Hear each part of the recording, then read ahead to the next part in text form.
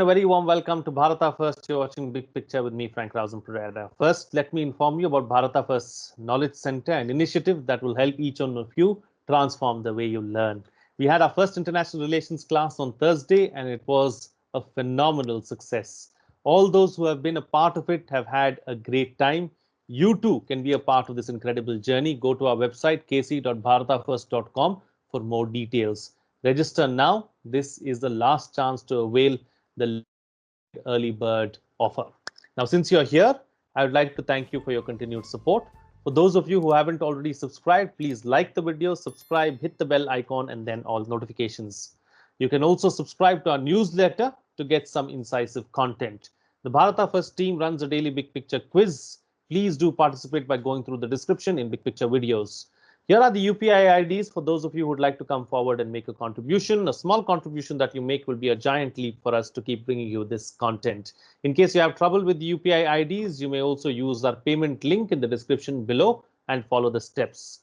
All this information along with some must-see recommendations are in the description of the video. Please go through it. And now on to our discussion. Finance Minister Nirmala Sitharaman last week announced several financial measures to boost the economy that has been battered by the COVID-19 pandemic. In total, a stimulus package worth 6.3 lakh crore rupees was announced by the finance minister. The announcements are likely to help several COVID-affected sectors, businesses, and even individuals. Sitharaman also said that the interest rate applicable under the new credit guarantee scheme will be 2% below the Reserve Bank of India's prescribed rates, with a loan duration of 3 years. Industry leaders and economists are not fully convinced that the fresh economic relief measures announced by the finance minister would help in significantly boosting the COVID-battered economy. They say that the new loan guarantees and higher cap for the emergency credit line guarantee scheme will provide temporary relief but will fall short of boosting economic growth over a longer period. In this edition of Big Picture, we will analyze the COVID-19 economic stimulus package announced by the finance minister. Joining me on the program today are Mohan Guruswamy, Chairman and Founder, Center for Policy Alternatives and former advisor to the Finance of India. Also with me on the program, Ajay Shankar, former Secretary, Government of India, and Vinita Hariharan, public policy expert who is leading Government of India missions. Thank you to all my guests for joining me on this edition of Big Picture. All right, Vinita Hariharan, let me start the program with you first. Let's first try and understand and analyze, the stimulus package. What does it mean? What are the sectors that it focuses on, and how is it going to help the economy in these troubled times?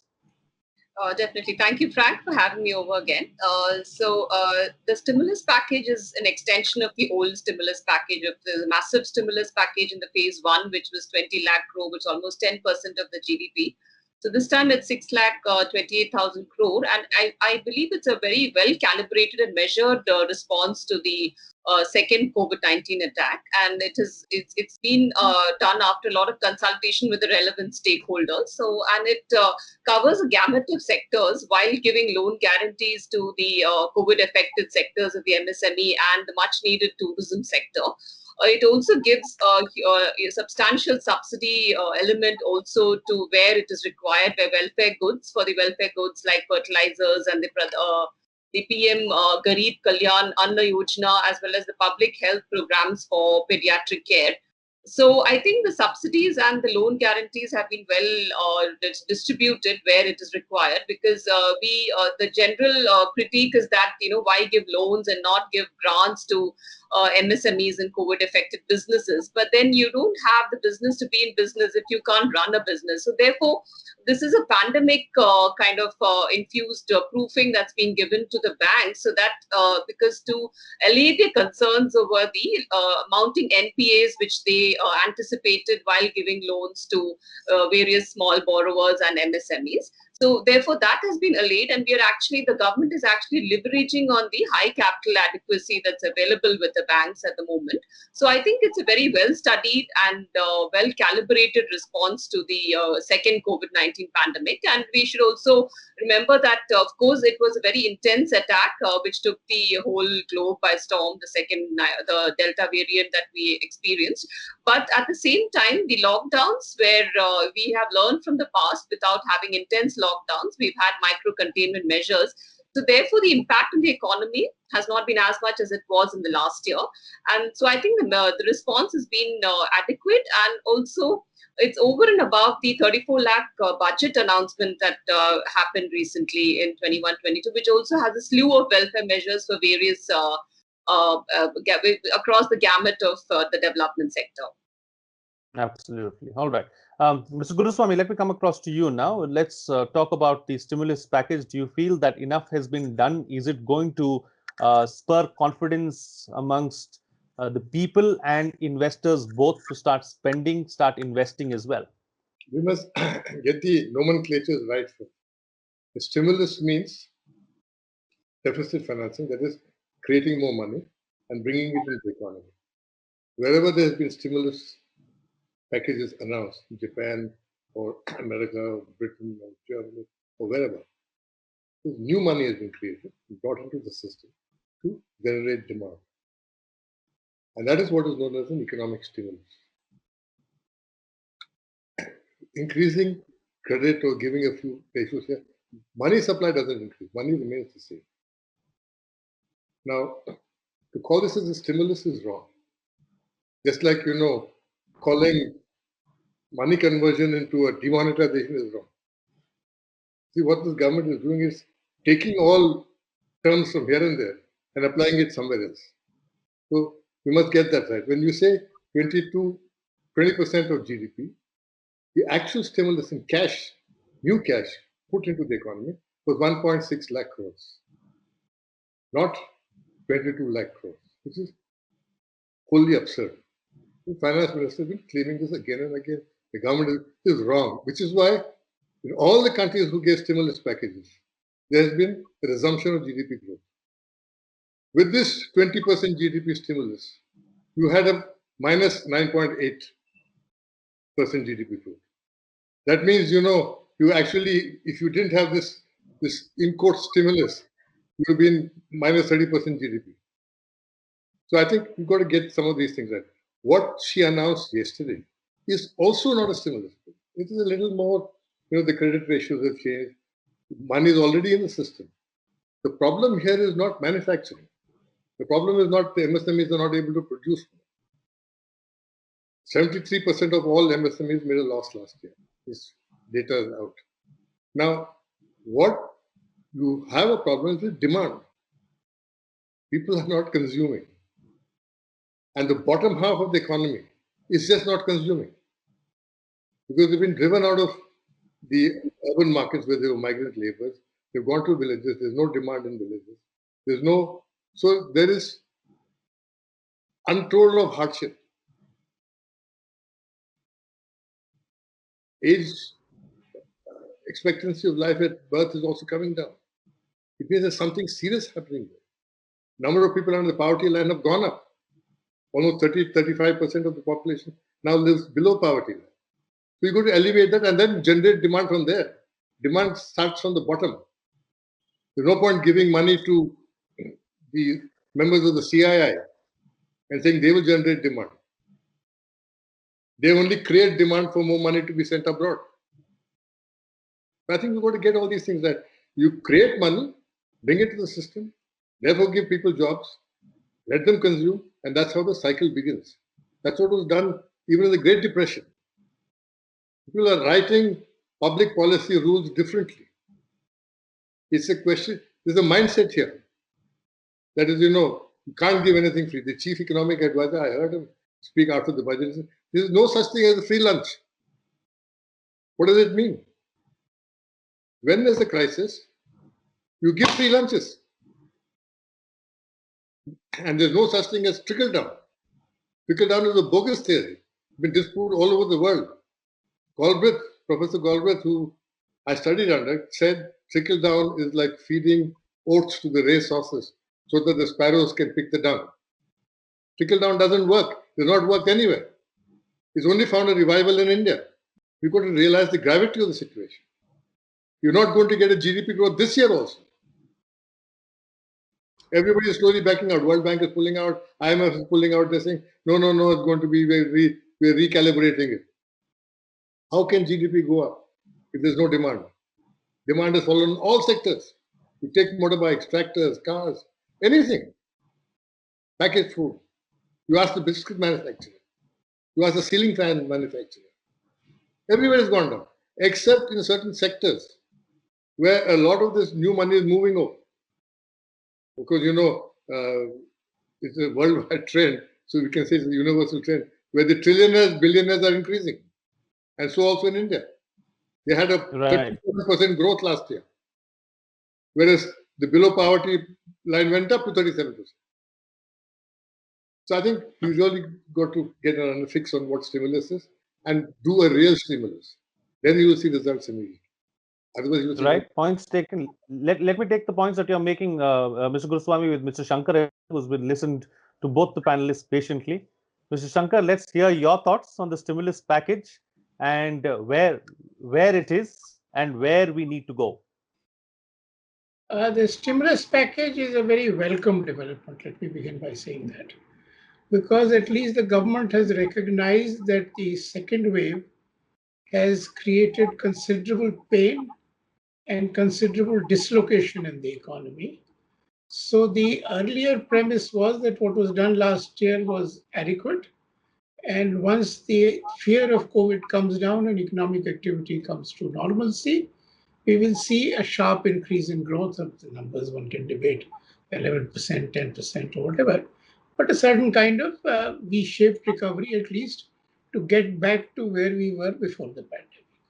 So the stimulus package recognizes that that has been disrupted. That's not happening. And therefore, it's an extension of the measures which worked last year. So, the really poor have been taken care of by extending the supply of, free food grains. The MSME sector, the credit guarantee has been increased, the duration has been enhanced, microfinance has been covered, and distressed sectors which were not covered last year in the expectation that recovery will come and so they don't need this kind of help, they have also been covered. And then there's provision for investment in health, etc. So all that has been done is positive. But underlying all this was the premise that once the pandemic is over and economic activity comes back to normal, it'll acquire a normal growth momentum and government really doesn't need to step in to increase the fiscal deficit and do the other kinds of things, partly because it was felt that the Indian economy is probably robust enough, and partly that the fiscal deficit is a constraint and we should be cautious in increasing the fiscal deficit when the circumstances may not be warranting it. So that was the thinking last year, and that continues now. But what has changed since last year, and I do hope the government is giving that serious attention, are the following. Number one is that we don't know when this third wave will come. We don't know by when vaccination will be completed. Because when vaccination is completed, then of course the economy is back to normal in terms of the players in the market.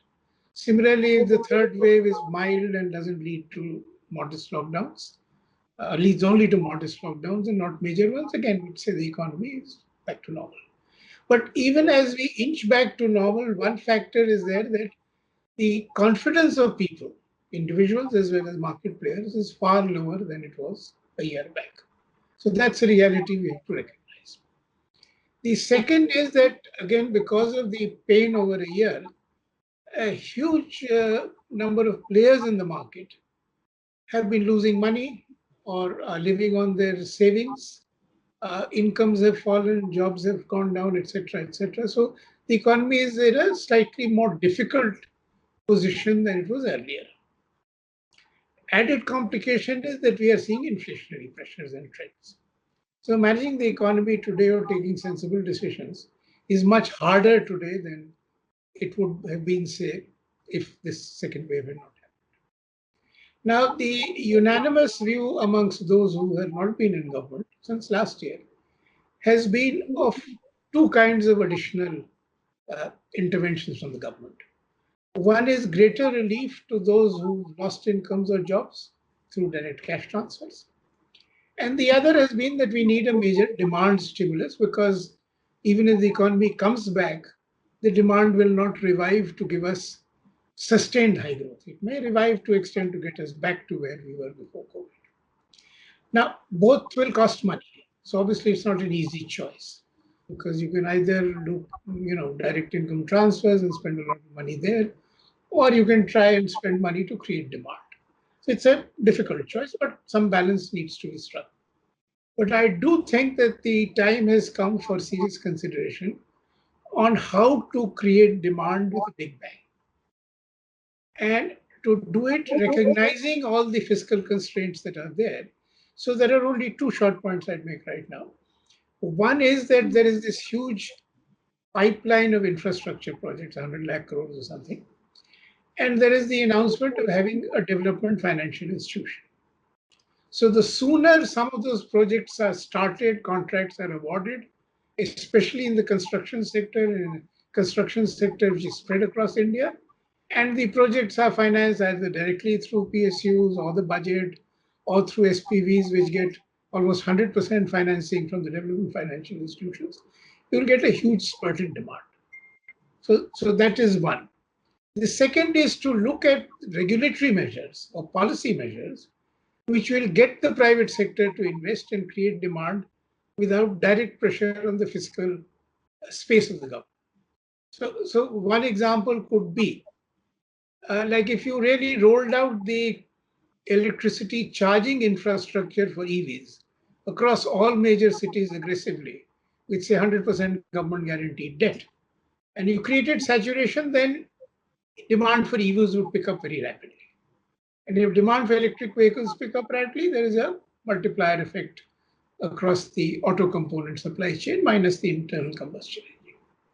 So one has to think creatively as to what can we do in terms of non-fiscal measures through regulatory measures to create demand.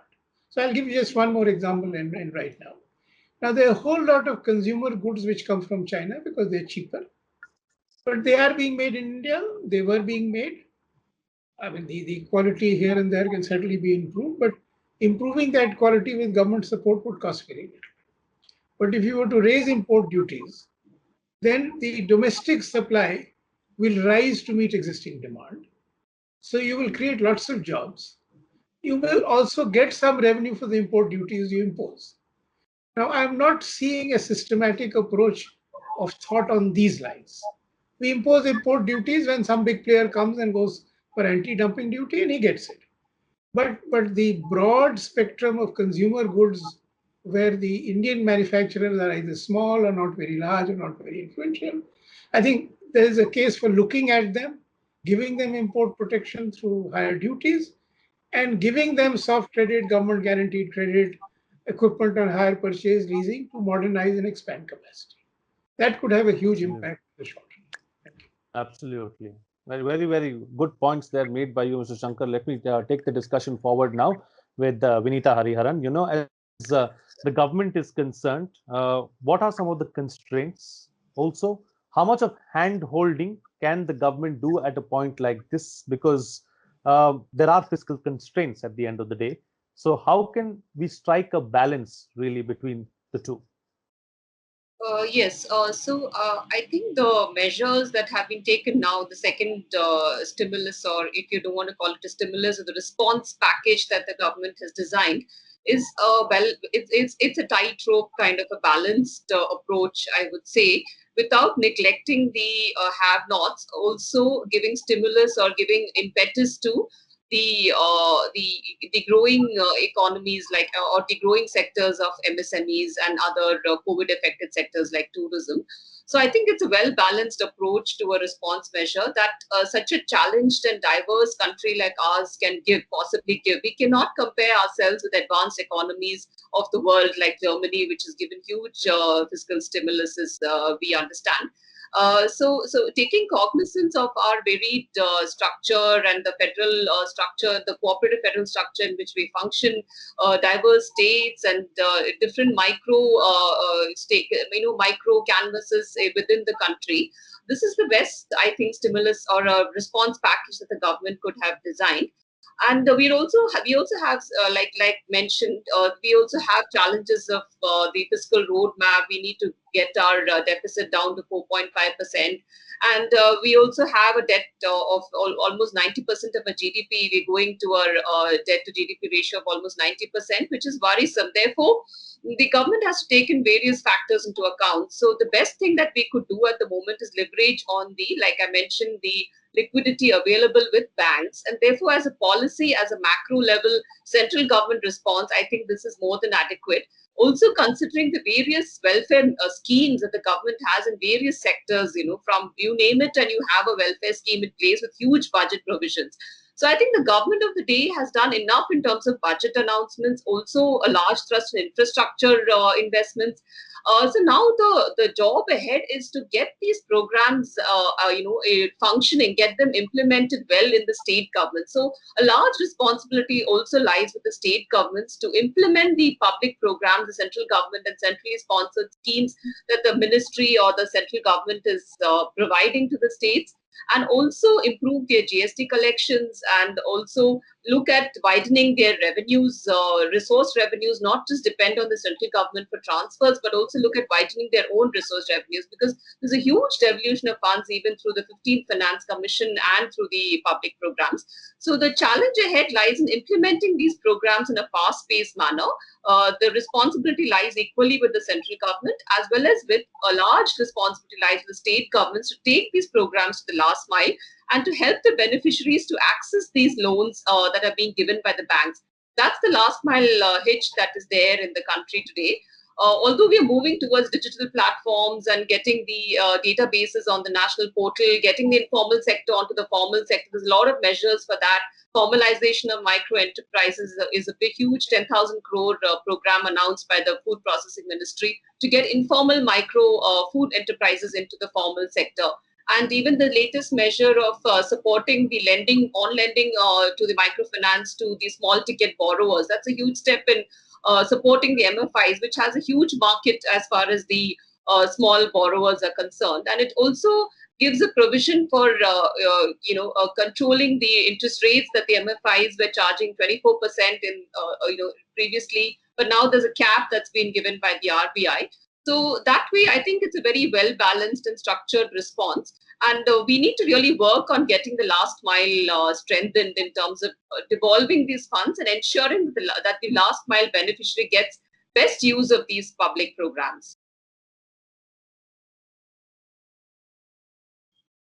Right, absolutely. So, Mr. Guruswamy, coming back to you now, let's talk about a couple of things. One, of course, inflation. It continues to be a problem, and now we've seen that inflation has risen. How do we address that issue? That is one. Secondly, whether we like it or not, there are fiscal constraints, and that is something that needs to be looked at closely. See, there is inflation, two reasons. Either there's a demand contraction, demand expansion, or there is a money contraction. Clearly, is the case here of there's not enough money. There's not enough production. Okay, and so therefore prices are going down. Production of what has gone up, food inflation has gone up mostly. That has gone up because production has been lacking. There is very less supply, the same number of mouths to feed in the urban areas. The vegetables and fruits, all this is costing more money. So that the other problem is where is the money going to come from for the stimulus? Now, I agree with Vinita, government has made lots of announcements, but announcements don't change the picture. You've got to get money. In an economy, money is the plug through which oxygen goes to the various parts of the economy. Where will you get money from? Now, either you get money from savings, from cutting, say, total government sector wages are 11.4% of GDP. The leave travel benefit alone was 1.2%, 1.2 lakh crores. There's DA and all this stuff. Then there is a lot of, you've got $650 billion sitting abroad as reserves. people like Kaushik Basu and other economists have been saying, please bring some of this reserves back to India and convert it, monetize it, and put it to work. If putting it in the American bank gets you zero interest. That's been sitting there and deflating. And you're only making the American bank happy. Can you hear me? Yes, yes, absolutely. So the other thing is that you create more money. Now, do you hear of Merkel or Biden or Suga or anybody talk of deficit? No, deficits seem to apply only to developing countries. It's something created in Washington called the Washington Consensus. Now, none of these people worry about deficits. China doesn't worry about deficits. Kaushik Basu, even Gita Gopinath has been saying that, forget about all this for a while. Focus on creating demand. Focus on creating jobs. Focus on stimulating the economy with a real stimulus. But there's another mindset that we won't give anything free. There's no free lunch, which is even the Trump administration forgot that. They came with all this Chicago School of Economics baggage and promptly dumped it. When the crisis was on, everybody went to the market and borrowed or created money. The US alone has created 30% of the GDP. Now, you can continue like this and say, I'm running my economy prudently. But people are going to die, people are going to starve, you're not going to have demand. And this minus 9.8% is going to carry over for another year. You're going to have another minus GDP year and another minus GDP year. The only way to get back into growth is put money. So the top 100 companies have 40 lakh crores sitting in banks as deposits, cash. Even if the government sequestered 10% of that, we have and say, okay, we'll give it back to you when we want to, when we can. You can this sequestration of funds has been done all over the world at different times. During the war, it was done in Europe and in America. You can do it here. But there's no thinking on this at all. Now, all you're saying is, I want to control my fiscal deficit. Who is talking about fiscal deficit in the world now? Is the World Bank talking about it? Is the IMF talking about it? It's only the merchant bankers in Bombay who want to have more money available for them to play around with, who are worried about interest rates going up or going down. So I think, we've got to revisit our economics right from the beginning and say what is a different kind of crisis. We've not encountered this crisis before. We've had demand inflation, we have supply side inflation, so all these. But now this is a new crisis. 50% of the country is being left behind. You think people like Abhijit Banerjee don't know what they're talking when they say give a direct benefit transfer? People like Kaushik Basu don't know what they're talking. But I think, you've got to take the economy seriously. It's not meant only to score propaganda points. And believe that, I've done all this by making this. The total food package, Mr. Ajay Shankar, which has been given, the budgetary allocation is only 15,000 crores. What is it going to feed? Who is it going to feed? I think it's nice to make an announcement. It's time all of us start looking at disaggregating these announcements. What do they mean? They mean zilch. By the time this year goes by, we would have, the economy would have contracted 20-25% over the last 2 years. Are we in a position to afford it? What is this country? Are we some kind of a great developed country? 50% of our country now lives below poverty line. What is the standard of living? We consider a one-room tenement a basic standard of accommodation. I think we need to revisit all our standards, and for heaven's sake, let's get real. Let's not get taken in by announcements. All right, points taken. The points that you're making forward, then, Mr. Shankar. Unprecedented times call for unprecedented measures. Can we go about doing these things that Mr. Guruswamy is about? Is it feasible in a country like ours, what are the sectors that need special attention and that can, that can really spruce up the economy? I think the important point which I would like to emphasize is that the deficit has been rising quite rapidly. Now, a counterfactual proposition can be made that if a big demand stimulus had been given once the lockdown ceased, you would have had higher growth and more tax revenues, and the deficit may have been lower.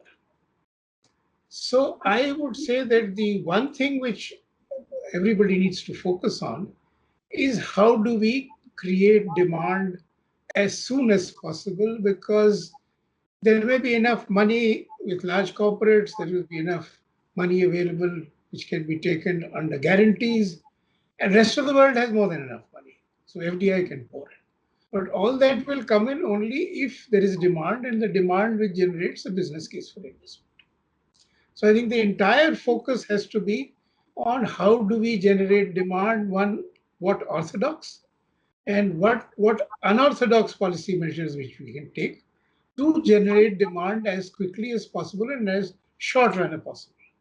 So short run and long run is quite important. If you take a very big ticket item project, causing a few thousand crores as an infrastructure project, it will be a year before the detailed project report will be prepared, and another year before the major contracts are awarded. Now we need major contracts being awarded within the next few quarters. That's what we need to do. So a lot of micro level analysis of where there is space for creating demand and how. Like we have, say, guaranteed about 3 lakh crores or 3.5, 4 lakh crores as credit to enterprises to survive. Can we not look at the same device of guaranteeing 100% credit for certain projects in the infrastructure sector, etc., and get demand going very quickly, even through private players or SPVs or PPPs? So a lot of very unorthodox thinking, analysis, or the micro level of different sectors of the economy is required if we are to really create demand in a big way. Because the broad brush macroeconomic policy instruments have limitations. Normally, micro instruments are not in favor because the presumption is that civil servants or governments can't get it right, they don't know enough, there is asymmetry of information, etc., etc., and all these micro interventions are distortionary. So better let market forces drive things. I think we are at a corner or at a situation where I think we need to ignore this lack of confidence in micromanaging the economy and do it for a short while. Once demand picks up, the government can always step back. All right, time to get quick closing comments now from all the panelists with the best way forward. Starting first with you, Vinita Hariharan. Macroeconomic indicators are important to take cognizance of, because fiscal deficit plays an important role in also getting our ratings right. And without ratings, we don't get FDI into our country. So that's very important to have a sight on that. So therefore, we need to, like I mentioned, we need to do a tightrope with more than enough welfare measures being announced and also being implemented by the government. There is also a lot of packages for just confirming to what Ajay Shankarji just said about improving infrastructure for MSMEs. There are also programs for that, for plant and machinery and for equipment. So for working capital, the best way is to to give guarantees to banks to onward lending to MSMEs. So therefore, that way the government of the day is doing the right job by balancing both aspects. And in terms of the inflation worries, I think we've already had a discussion recently on big picture when we talked about how we control the fuel prices and how do we address that issue. So that is again getting into GST regime. The states have to agree to get into GST in the short run and long run, like Ajay Shankarji just mentioned, getting into electric and alternate modes of transport and greener modes of development, urban development. So those are some aspects that we need to take into account. And as far as taking forward these packages, these are just, these are catalysts, so to speak. So the individual ministries and the individual sectors have to take these forward. For example, tourism, there's a lot of need for branding and marketing. So it's up to the Ministry of Tourism to have stakeholder discussions with various the stakeholders in the tourism sector and see how they can improve the particular sector. So I think, yeah, that's about it. Yes, Mr. Guruswamy. First is on deficit financing.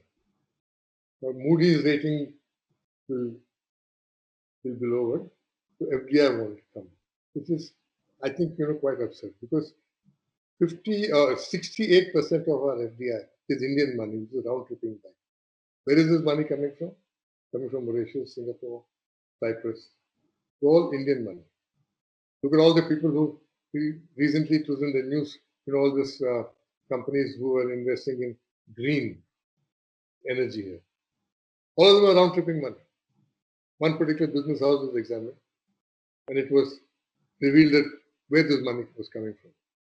And that is the same for all. So that Moody's rating has nothing to do with how much FDI comes. Second is, Mr. Shankar was talking about the need for a big plan, a detailed plan that will take time. I remember in 1998, in a similar situation, Prime Minister Vajpayee called 5 or 6 of us to his office, the people who were working on economic affairs and bureaucrats and economic secretary, and he said, "I want to do something big." So we said, we'll go and talk about it and come back. He said, no. I want to build a road, north to south, east to west. The way he put it, of course, was Somnath to Silchar and Kashmir to Kanyakumari. So we said, we'll have a look on this. He said, no, come back with a plan tomorrow. So 56,000 crore plan was worked out that day, all on rule of thumb, back of envelope calculations. We went back. The check announcement. Now that's how you get a stimulus bill. You create a mood. Then immediately cement factories are acting up, steel mills are acting up. People are saying, okay, there's going to be money coming into the economy. And there'll be activity. You stimulate activity that way. They're saying, I'm doing this. We have no big plan also. You don't need to do micro planning, Mr. Shankar. You need to make a big announcement, big picture announcement. But this is what we need to do. The Prime Minister 2 years ago said, I want to create watersheds, small watersheds all over the country. He will raise an army of small artisans and workmen to create this work. Nothing happened. Great announcement. You can keep making these announcements if you don't carry it on. Prime Minister Vajpayee insisted that the road must be announced and the work must be shown to have started. I think you need to do something. You need to manage what you are announcing. Announcements are made and forgotten. Now, food packages to be rural areas. They will make a lot of food packages. Nothing happened. Finally, it was reduced to 3 months. To people who are migrant workers. Total budgetary allocation for that, 15,000 crores. I think let's get real on this. Because, there is a crisis, you need a different set of approaches. Listen to people. Government which doesn't listen to people. Prime Minister Vajpayee used to consult everybody.